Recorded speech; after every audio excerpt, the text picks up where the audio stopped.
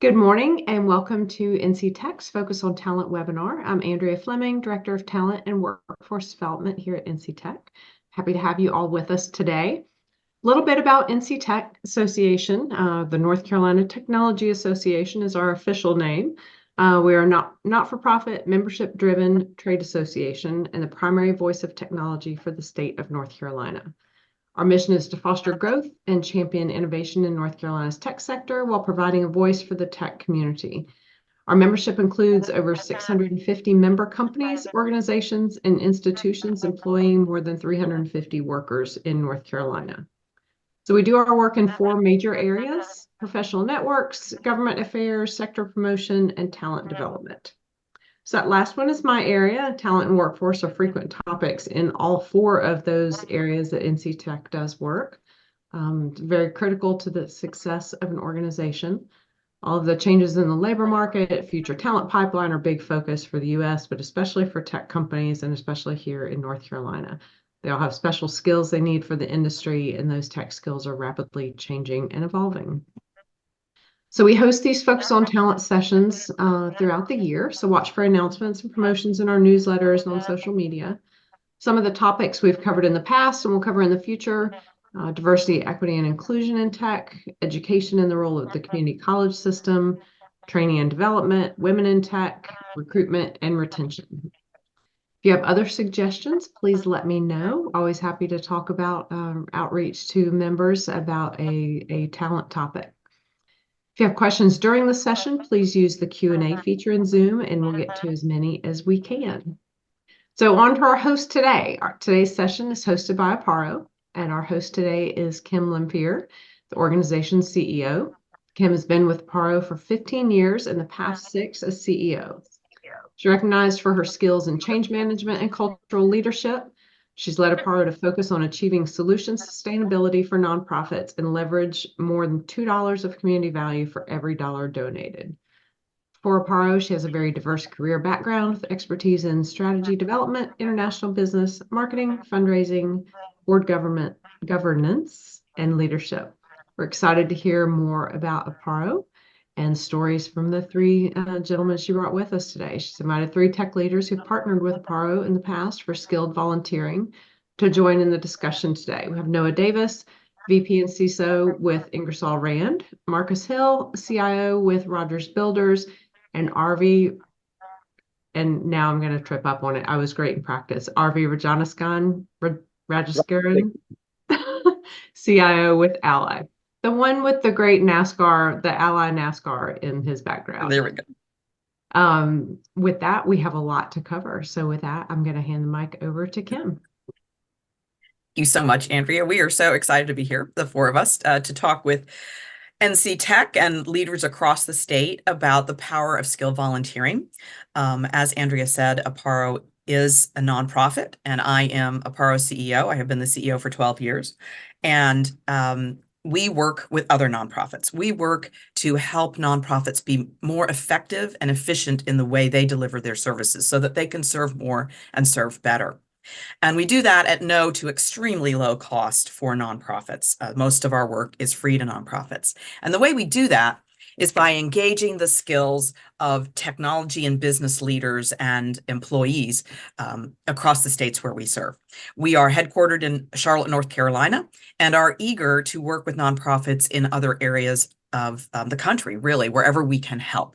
And to do that, we need corporate partners. So we have 3 corporate partners with us today to talk about the power of skilled volunteering, and we're really grateful for NC Tech for inviting us to have this conversation about why skilled volunteering might be a tool in a corporate's playbook for talent acquisition, retention, and amplification of culture. Aparo has data for this, but it's really helpful to hear from 3 folks who've actually lived this experience and how it's impacted their teams and their personal professional development. So I'm going to start by having each of our gentlemen guests here introduce themselves, who they are, their company, and maybe something interesting about their career background. I'll start with Avi Rajasekharan. I think I got that right. Y'all can just call me Arby. Yeah, but I've been doing it wrong for so long, Arby. I wanted to get it right today. So Rajasekharan, I think I got it right. Well, good morning, everybody. My name is R.V. Rajasekharan. I'm a divisional CIO at Ally Financial. For those who don't know Ally, Ally is really more than 100 years old. It used to be called GMAC. It's a nation's leading digital bank in one of the top 25 financial holding companies in the nation, and it's a Fortune 500 company. We do all things from deposits, mortgage, credit card, auto finance, investment, wealth brokerage, and all of that is done digitally. So that's what Ally is. I've been with Ally almost 14 years. I've spent about 22 years in digital banking, predominantly. I was with Wachovia before, which is now Wells Fargo. And I have been on Aparo's board for the last 5 years. I'm the vice chair, and I've been working with Aparo for, I want to say, close to 8 to 10 years now. It's been a long time, and it's been very fruitful. Marcus, we'll turn it to you. I'm following the screen for me. So I'm Marcus Hill. I'm the Chief Information Officer at Rogers Builders. Rogers is a commercial construction company based in Charlotte with offices throughout the Carolinas. We're top 20 in the nation in healthcare construction. Pretty much it. I mean, it's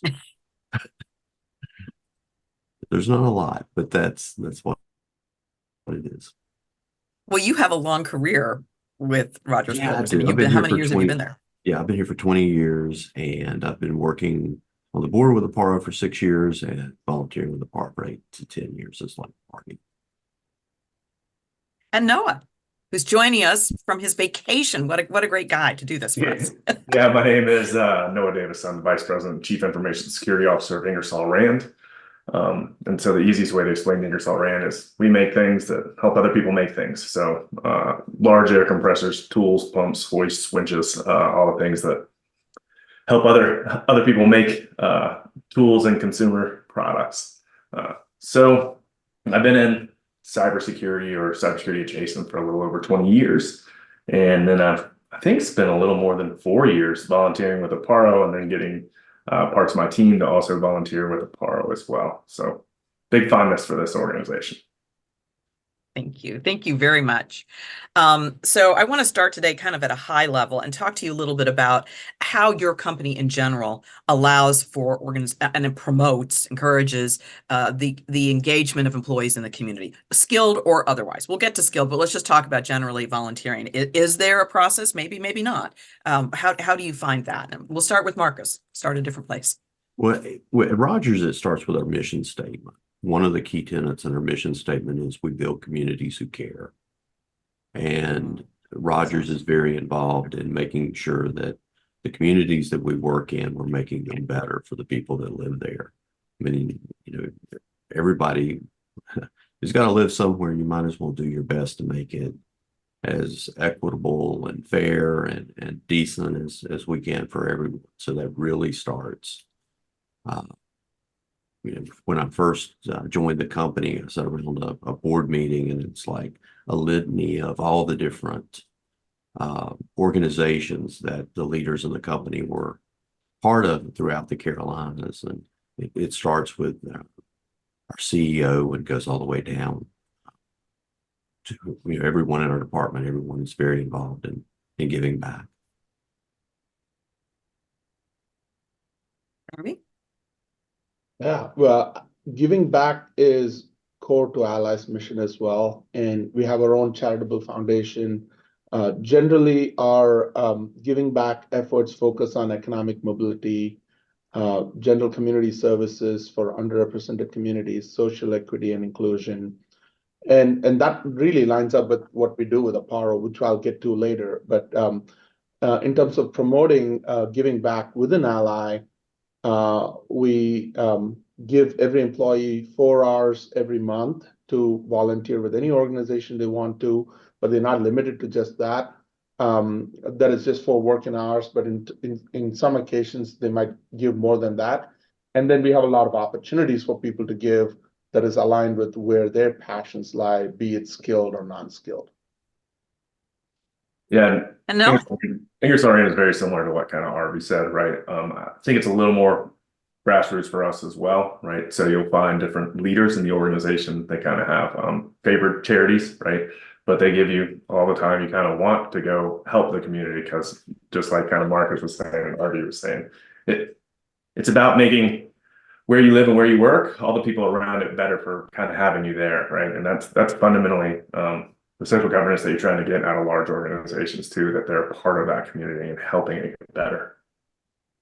it's amazing the evolution that we've had in America to this point, where the corporations are such fundamental parts of lifting the community. And we see it everywhere. We really do. Tell Noah, you've done some direct volunteering with your skills in the community. Tell us a little bit how that affected you, or what you loved or hated about it, or what was difficult about it. What was the experience like? Yeah, I've loved all of it, and where myself and my deputy citizen were looking at partnering again for another one that reached out. But we do kind of cybersecurity assessments for a lot of the not-for-profits in the area. Young Black Leaders of America, Memory and Movement, Charlotte, Caring. We've done quite a few of those, right? And they're more fun because you get consistent time with the organization and the leaders of the organization. So there's a little bit of education that happens from a cybersecurity awareness piece that I think helps. And myself and my team members are all kind of aligned to the cybersecurity message, right? Like the more we can help the not-for-profits in the Charlotte area get better at protecting themselves, the more they can serve the community, right? So it's kind of that little white knight complex where we're trying to go out and spread the good love that helps them so that they can continue to bless and enrich our communities as well. Yeah, Noah's talking about cybersecurity, which has been growing, our work in that area. Nonprofits often don't want to really talk about cybersecurity because they think they're not targets, but of course they are, because of that very reason, because they don't want to think about it. And we've been having a lot of people like Noah bringing their skills to the market have really elevated our ability to reach out to nonprofits. And I'll just kind of weigh in there. It's not a big deal, change your whole world. It's a lot of upskilling. It's a lot of knowledge awareness for your team and putting some policies in place and knowing what to look for. So it's not a painful process to lean into cybersecurity. I'm going to put that plug out there for nonprofits. And think about it, if you're in RTP, how we would love to do something like that here. If you're a corporation and you want to, lift the community, what a great thing that would be, and Aparo can help do that. And I'm going to turn over to Marcus, because you've done a bunch of volunteering as well. I think, again, I think a lot of it could go back just to be a little bit greedy, because when we first got into technology, the thing was you could make a change. I mean, you could feel the change, you could see the change, especially working in small organizations. And as you move up, it becomes more budgets and stuff and longer term projects, and you really don't see that. And then you go into a nonprofit, and we sat through one nonprofit presentation, and it was our first, and we were really scared if we could give back. And at the end of it, the guy said, "Well, can you fix our mouse? Can you get the mouse like that's working?" And at that point, we realized that we could do some stuff. And That's exactly right. And, I think the thing there is, from a professional standpoint, it gets you back to where you started from. It opens up that box again of thinking creatively when you don't have a big budget to do things, and then thinking about it from a sustainable standpoint of how you can help these people long term. And then you really get hit because you learn the mission of the folks you're helping, and it becomes really real, the benefit that you're actually making. And then you work twice as hard as you were going to work to begin with, because you feel the passion of the people that you're working with. It's a rush. So Arvi, Marcus just brought up the idea of, the benefit to the individuals and your team members who do this. What do you see comes back from opportunities to use their skills differently than other non-skilled volunteering, which is equally important in the community, but this is unique in that your teams have skills that they can bring to benefit a nonprofit. How does that affect your teams? Yeah. So just building on Marcus's point, the first thing is our associates are asking for this, right? They're asking for more venues to volunteer, and they want to bring their skills and help the community. So that's one side of it. And the other hand, organizations like Aparo are connecting us to nonprofits that have, as Marcus said, sometimes very simple needs, but they don't know where to go to get that thing, right? So for example, they might have Salesforce or Microsoft Office donated to them through the companies, but they don't know how to use it effectively. These could be simple things for companies like Ally or Rogers to say, hey, we have people that can help you set it up, teach you best practices, and get you going. So it's really connecting those dots. But then when I look at companies, when I look at it from an Ally perspective, we have internal affinity groups and organizations. We have women in technology. We have Black, Hispanic, Latino in technology. These are groups that we have internally, and we're able to then align those, those affinity groups to nonprofits that, like for example, the Women in Technology did a project with BraveWorks, and the BHLIT did a project with Youth Development Initiative. Now they're also able to connect to help their mission that aligns with their affinity group and what they are passionate about, but then bring skilled volunteering to the table. So this just increases employee satisfaction, and they're just very jazzed to be able to do things outside in the community using their skills and give back.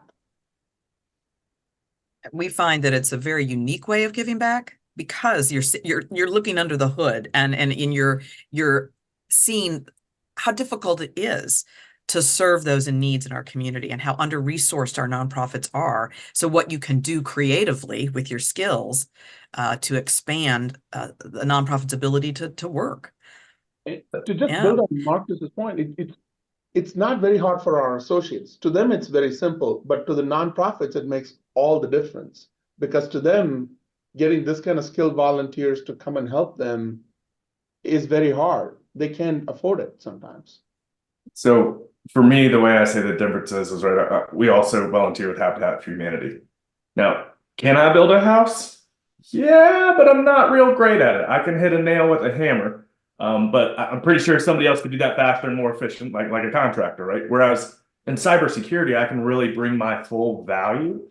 So I get a better level of engagement, as does my team, for what we're able to do and how far we're able to move the needle for them in such a shorter period of time. Mm-hmm. I think that's really true. And you have skills that nonprofits don't have.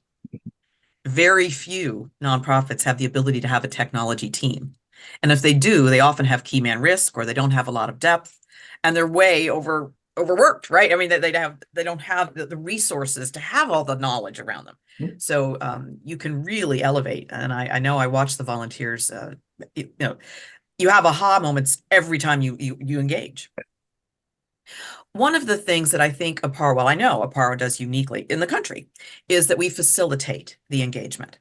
So when you come in as skilled volunteers, or your teammates come in as skilled volunteers, you have a tight scope. You know that there's a beginning, a middle, and an end, and you know what you're going to deliver, and it's not going to creep. We're going to maintain that. And we bring back stories of success. So you know when you're gone what it actually did a year later, 4 months later, and we elevate your team. I'm leading the witness here, but what value do you find in that versus just doing it on your own?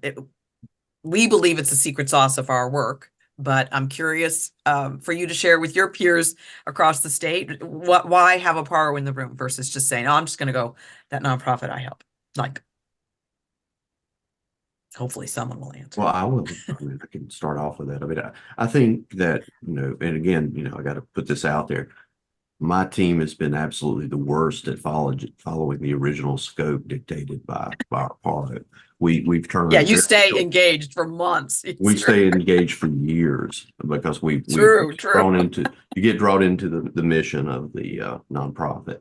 But the thing that's so valuable about that is we have day jobs, and as much as we love volunteering and helping and stuff like that, I think it would be very disruptive to the department, to the company, if we're taking calls throughout the day directly from the nonprofit about, hey, where are we at with this? Are you going to have this fixed or whatever? Aparo does a fantastic job of building a wall between us and the nonprofit and saying, okay, this is what you're going to do. Aparo has been very good in our case of allowing us to expand the scope to fit the whole need as we see it. But just having that buffer between us and the nonprofit, one, it keeps the ask down. It allows us to go in, focus, and do the work that they need to have done and do it as effectively and efficiently as we can. To me, it comes down to we don't know what the needs of the community are for skilled volunteering, and Aparo does a great job of always being there, learning from what the nonprofits need, and then connecting the dots to say, hey, Rogers, could you help with that? Hey, RV and Ally, can you guys help with that? Noah, can you help with that? So that connection of need, supply, and demand is something that Aparo does very well uniquely. Yeah, I think it's a reciprocal relationship, right? So Aparo has taken the time to cultivate relationships with a number of not-for-profits around the community, right? I focused my time on being very good at cybersecurity and my team's time, right?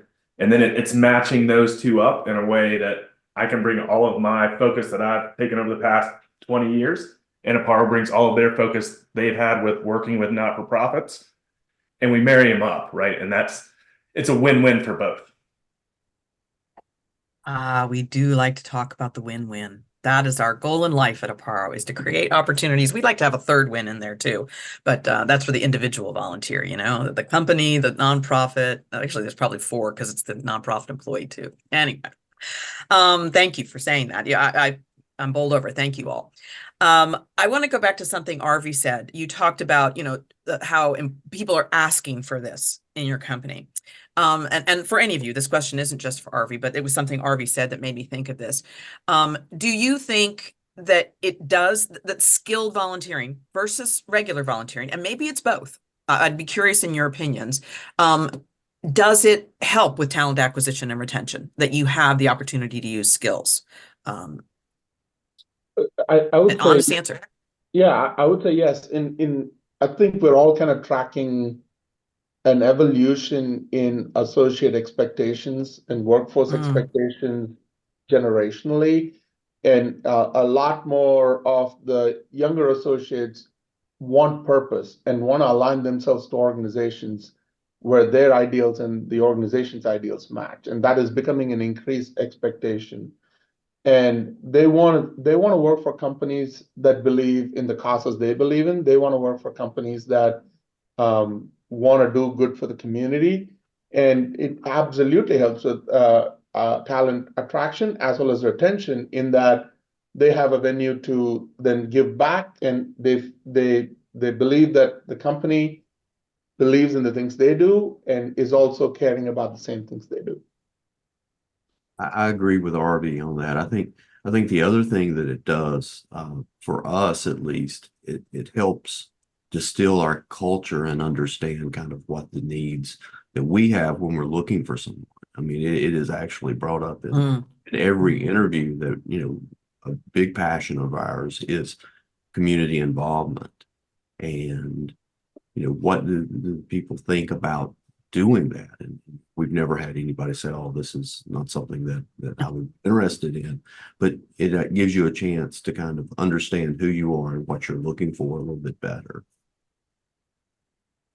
Very similar to Marcus and RV, right? The acquisition side, I'm sure it helps. I just don't have direct kind of statistics on that. From the engagement and retention side, yeah. So when I got my team involved with Aparo and they started volunteering, we saw, I think it was 3 to 5 percentage point increases in our team engagement, right? Just because of the camaraderie that it kind of built.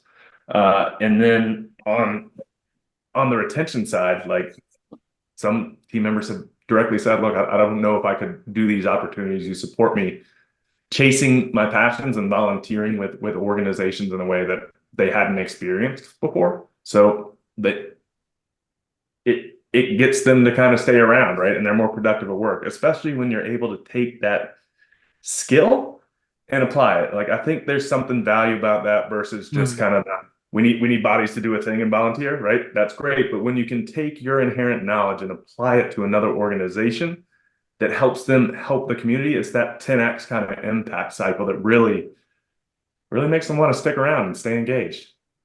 I think We certainly see that. We certainly see that in the data that we have. One of my favorite pieces of data is that 80% of our volunteers self-identify that they feel more loyal to their company after having done some of the skilled volunteer engagement. And I think, so I'm really pleased to hear that you see that in your companies playing out. And that's great to know. That's really great to know. Are there different, well, you kind of mentioned it talking about non-skilled volunteering, that there's a difference. You see that in your companies and how it plays out. I'm curious, how do you, is there, so one of the things that Aparo does is bring companies together. So have you ever engaged, any of you, in projects with Aparo that has multiple companies involved, where it's not just your team and you have the opportunity to create connections in multiple companies across your community? Have you had any of those experiences? building on what Noah was saying, I think that it really comes down to it's kind of like the ultimate team building, because you see strengths in people that are outside their roles. The thing that Rogers has done is, in a couple instances, we've brought in vendors and had them bring skill sets. We had a unique situation at one nonprofit where they needed wiring, and we mentioned it to our wiring vendor, and he came out and spent 2 days wiring it and didn't charge us a dime to do it. But then on some other stuff where it's been more technical, we've had people come in that had a particular skill set and donated that skill set to kind of augment my team. And, it just builds a much greater level of trust and, understanding of what the capabilities you have inside your team, but also working across the different groups. Yeah. So if you had words of encouragement, because Aparo is trying to spread this work where it's needed. We know corporations are looking for this kind of engagement. We know nonprofits need this help. Nonprofits often, as we said, don't have this kind of skill in-house. And when they do, it's not a depth that we can access from corporate partners. And we can really change the way they view their business processes and how they engage with their technology. What words might you have for those who haven't thought of this or wonder about engaging in skilled volunteering with an intermediary like Aparo?